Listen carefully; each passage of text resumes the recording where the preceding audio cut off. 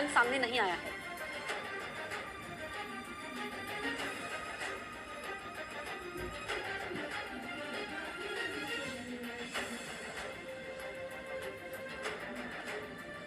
الجناح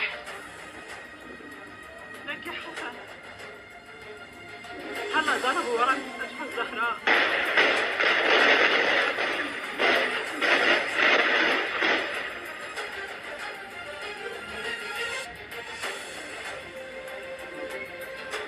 الجناح لك يا حسن. هلا ضربوا ورا مستشفى الزهراء.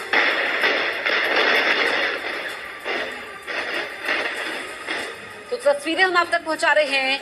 यहाँ पर इसराइल ने जो हमला किया है, जिसमें आपको बताएं कि हिजबुल्लाह का नेता नसरल्लाह टारगेट पर था। हालांकि वो कहाँ पर है, क्या सुरक्षित है या नहीं, इसको लेकर कोई आधिकारिक प्रतिक्रिया अभी तक सामने नहीं आई है। लेकिन इसराइल के हमले में कई इमारतें ज़रूर तबाह हुई हैं, नुकसान पहुंचा है, जिसमें जानकारी ये मिली है कि 2 लोग घायल हुए हैं। 76 लोग, इसमें 2 से ज़्यादा घायल बताए जा रहे हैं, जबकि 2 लोगों की मौत भी हुई है। और यहाँ पर नेतन्याहू ने वीडियो कॉन्फ्रेंसिंग के जरिए अधिकारियों के साथ मीटिंग भी की है। हालांकि अभी तक जो जानकारी सामने आई है कि नसरल्लाह ये सुरक्षित है। लेबनान पर हमले के बाद इजराइल में अलर्ट है और जो तमाम देश है वहाँ पर इजरायली दूतावास से वहाँ पर अलर्ट घोषित किया गया है। और बड़ी जानकारी आप तक पहुँचा दें कि नेतन्याहू अमेरिका में थे जिस वक्त ये हमला इजराइल करता है। लेबनान के चीफ, यहाँ पर हिजबुल्लाह के चीफ नसरल्लाह को टारगेट पे रखते हुए उस वक्त नेतन्याहू ने अपना अमेरिका दौरा बीच में ही छोड़ दिया और इजराइल ने बेरूत में ये बमबारी की। उसके बाद नेतन्याहू वीडियो कॉन्फ्रेंसिंग के जरिए अधिकारियों से मिले हैं। पूरे इजराइल में इस वक्त हाई अलर्ट है। नेतन्याहू बयान देते हैं कि इस वक्त इजराइल अपने अस्तित्व की लड़ाई लड़ रहा है। लेकिन ये तस्वीरें आप देखिए, काफ़ी नुकसान हुआ है, जिसमें 76 लोग घायल बताए जा रहे हैं, 2 लोगों की मौत है। और हिजबुल्लाह का मुखिया नसरल्लाह इजराइल के निशाने पर था, टारगेट में वही था। लेकिन अभी तक जो जानकारी सामने आई है कि वो सुरक्षित है। हमले के बाद IDF की तरफ से बयान जारी किया गया। दावा किया गया कि हिजबुल्लाह ने इजराइल पर 1 मिनट में 30 और आधे घंटे के अंदर 65 रॉकेट दागे। तो IDF ने बयान दिया है, आधे घंटे के अंदर 65 रॉकेट हिजबुल्लाह ने दागे हैं।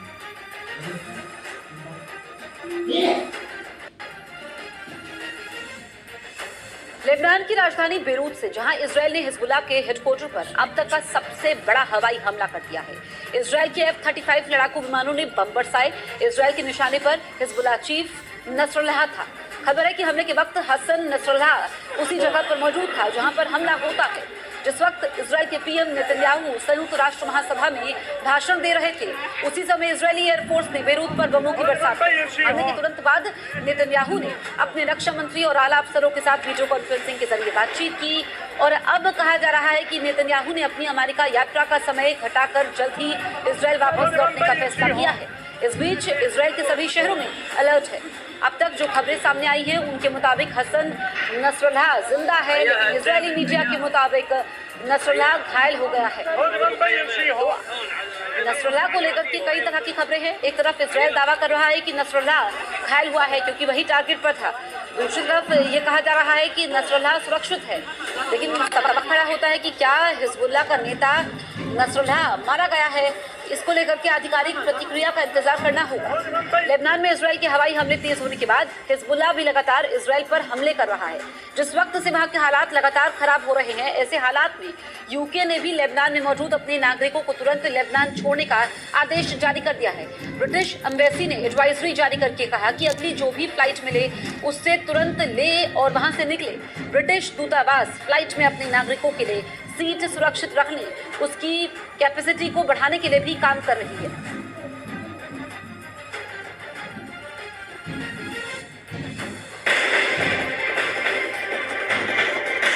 इजरायल और लेबनान में जारी टकराव के बीच इजरायली PM बेंयामिन नेतन्याहू ने UN की महासभा में हमास, हिजबुल्लाह, ईरान पर तीखे बयान दिए हैं। नेतन्याहू ने दावा किया है कि इजरायली सेना ने हमास की 90% ताकत खत्म कर दी है। नेतन्याहू ने यह भी कहा कि अगर हमास हथियार डाल दे और सरेंडर कर दे तो जंग रुक सकती है। हिजबुल्लाह पर भड़कते हुए नेतन्याहू ने कहा कि हिजबुल्लाह अब तक 8000 रॉकेट दाग चुका है। ईरान पर बोलते हुए नेतन्याहू ने कहा कि अगर ईरान ने हमला किया तो इजरायल तगड़ा जवाब भी देगा।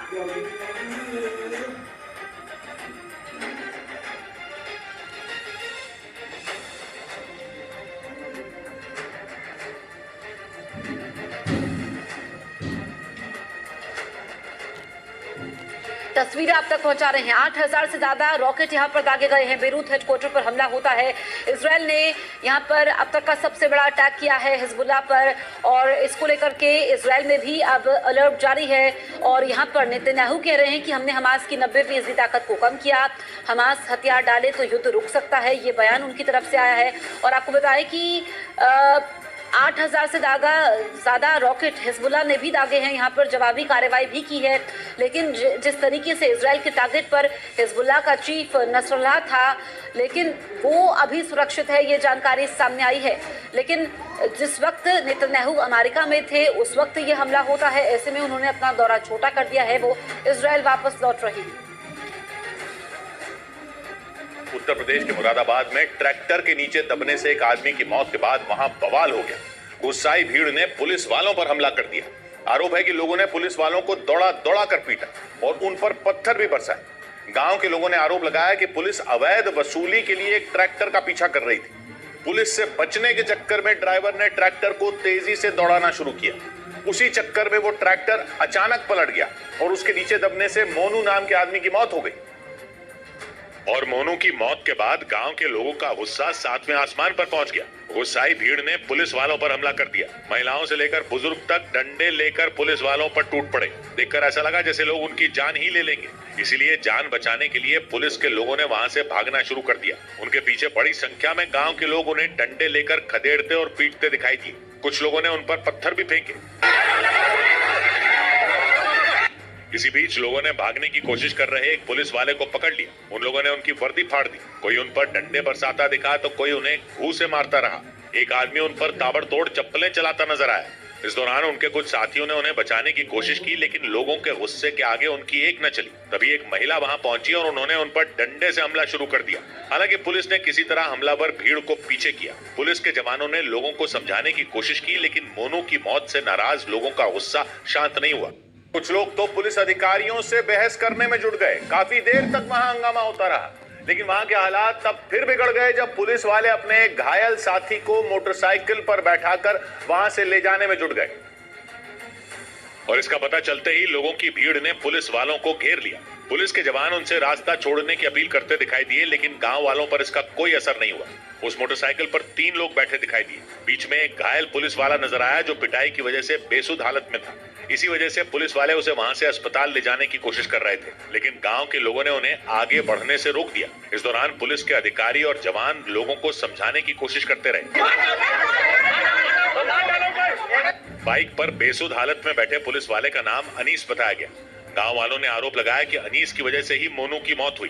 गांव वालों के मुताबिक मोनू ट्रैक्टर ट्रॉली लेकर खेत से मिट्टी लेने गया था। आरोप है कि अनीस ने उससे हर ट्रॉली मिट्टी के लिए 500 रुपए की डिमांड की। पैसे नहीं देने पर अनीस ने कार से मोनू का पीछा किया। बताया गया कि भागने के चक्कर में ट्रैक्टर पलट गया और हादसे में मोनू की मौत हो गई। इसका पता चलते ही गांव के लोगों ने पुलिस पर हमला कर दिया। इस मामले में पुलिस ने केस दर्ज कर जांच शुरू कर दी। उधर मध्य प्रदेश के सीहोर के एक सरकारी स्कूल में हिंदी पढ़ाने वाली एक टीचर खुद ही हिंदी के शब्द सही से नहीं लिख पाई। बताया गया कि सीहोर के उस प्राइमरी स्कूल में वो गेस्ट टीचर के तौर पर पढ़ाती हैं। उनके खिलाफ आई शिकायतों के बाद कुछ बच्चों के घर वालों ने स्कूल पहुंचकर उन्हीं का टेस्ट ले लिया और वो उसमें फेल हो गई। बच्चों के घर वालों के मुताबिक उन्होंने